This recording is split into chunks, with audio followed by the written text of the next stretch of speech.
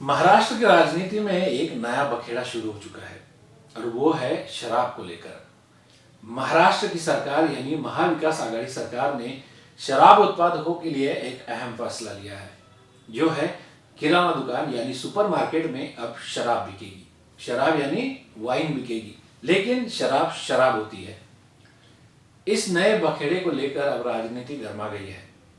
हालांकि यह फैसला आम लोगों के लिए कितना फायदेमंद है ये तो आप ही तय करेंगे, लेकिन क्या सच में इस फैसले की जरूरत थी? और दुकानों में मिलने वाली शराब यानी कि जो वाइन अब दुकानों में मिलेगी, उससे आम लोगों पर इसका क्या प्रभाव पड़ेगा? अगर बच्चे अपने माता पिता के साथ दुकानों में जब सामान खरीदने जाते हैं और वहीं पर अगर कोई शराब की खरीदारी करता है तो उसका आम बच्चों पर क्या प्रभाव पड़ेगा? इस फैसले को लेकर अब राजनीति भी गर्मा गई है। भले ही विरोधी दल का काम हो कि विरोध करना, लेकिन इस मुद्दे को लेकर आम जनता भी सहमत नहीं है। महाविकास आघाड़ी सरकार का कहना है कि यह निर्णय उन्होंने शराब उत्पादकों के लिए लिया है, जिससे उनकी आय में बढ़ोतरी होगी, साथ ही किसानों को भी इसका फायदा होगा। लेकिन भाई, अगर दुकानों में शराब बिकने लगे तो फिर इसमें किसका फायदा? इसमें फायदा कम और नुकसान ज्यादा है। महाराष्ट्र सरकार ने फैसला किया है कि अब किराने की दुकानों और सुपरमार्केट में भी शराब बिक्री की अनुमति दी जाएगी। यह निर्णय शराब बिक्री से मिलने वाले राजस्व को बढ़ाने के लिए लिया गया है। विपक्षी भाजपा सरकार के इस निर्णय को तगड़ा विरोध कर रही है। मंत्रिमंडल की बैठक में यह निर्णय लिया गया है कि सरकार 1000 वर्ग फीट से अधिक सुपरमार्केट्स व किराना दुकानों में अलग काउंटर लगाकर शराब की बिक्री की अनुमति प्रदान करेगी। राज्य सरकार के मंत्री नवाब मलिक का कहना है कि प्रदेश में शराब उत्पादन के कई कारखाने हैं। शराब उत्पादकों की मदद करने के लिए राज्य सरकार ने यह निर्णय लिया है।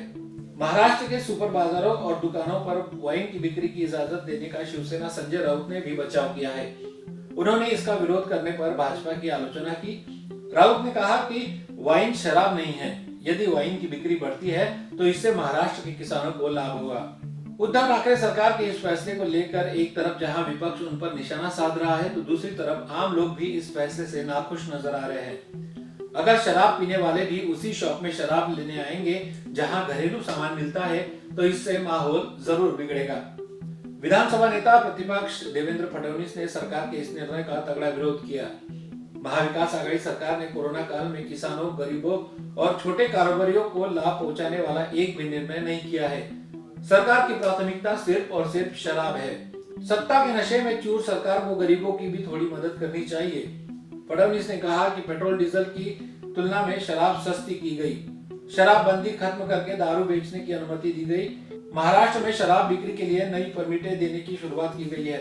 अब सुपरमार्केट और किराना दुकानों पर भी शराब बेचने की अनुमति दी जा रही है। महाराष्ट्र को मध्य राष्ट्र करने का यह तरीका हजम नहीं हो रहा।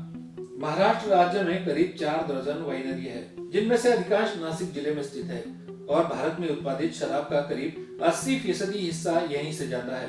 बता दें कि महाराष्ट्र सरकार का यह फैसला पड़ोसी राज्य मध्य प्रदेश द्वारा अपने सभी हवाई अड्डों पर शराब की बिक्री की अनुमति देने के एक हफ्ते बाद आया है।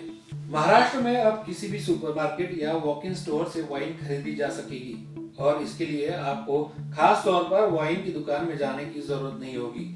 मुख्यमंत्री उद्धव ठाकरे की अध्यक्षता वाली स्टेट कैबिनेट ने सुपरमार्केट और वॉक इन स्टोर में वाइन की बिक्री से जुड़े प्रपोजल को मंजूरी दी है। वर्तमान में राज्य में फलों, फूलों और शहद से वाइन का उत्पादन किया जाता है। इस फैसले से वाइन बनाने वाली छोटी कंपनियों और राज्य के किसानों को फायदा होने का अनुमान है। सरकार सभी तरह की वाइन की बोतलों पर 10 रुपए प्रति लीटर की मामूली एक्साइज ड्यूटी लेगी। इससे राज्य सरकार को 5 करोड़ रुपए का राजस्व हासिल होगा। लेकिन एक्साइज डिपार्टमेंट को इस बात की जानकारी मिलेगी कि राज्य में कितने बोतल वाइन की बिक्री हो रही है। सरकार ने सैंपल E4 लाइसेंस के लिए 5000 रुपए की सालाना लाइसेंस फीस तय की है। देखिए, मैं पहली बात तो ये कहना चाहूंगा कि महाराष्ट्र को मध्य राष्ट्र बनाने का ये जो प्रयास चल रहा है, इसकी हम निंदा करते हैं। ये प्रयास 8 से 10 साल पहले तब की कांग्रेस एनसीपी सरकार ने किया था। हमने बहुत विरोध किया था, अन्ना हजारे जी ने भी विरोध किया था, तब ये फैसला वापस लेना पड़ा था। पर अब आजकल तो ये इतने निर्लज्ज हो गए हैं कि इनको ऐसे फैसले करने में कोई दुख नहीं होता, दुविधा नहीं होती। और मैं तो ये पूछना चाहता हूं कि इस फैसले के पीछे किसने डील की है, क्या डील है, ये हमको समझनी चाहिए। व्हाट इज द डील, ये हमको समझनी चाहिए। मैं पूछना चाहता हूं कि ऐसे कौन नेता है कि जिनके करीबी लोगों ने पिछले दिनों कंपनियां शुरू करके और शराब की एजेंसियां या उनके साथ डीलिंग की है। ये उनके फायदे के लिए किया गया है क्या, ये मेरा सवाल है। और जहां तक संजय राउत का सवाल है, न मैं लिकर पीता हूं न वाइन पीता हूं, तो मुझे उसमें अंतर क्या है पता नहीं। पर मैं संजय राउत को पूछना चाहूंगा कि अगर वाइन लिकर नहीं है तब सरकारी कार्यक्रमों में जूस की जगह वाइन रखेंगे क्या? क्या सरकारी कार्यक्रमों में कोल्ड ड्रिंक की जगह वाइन सर्व की जाएगी क्या?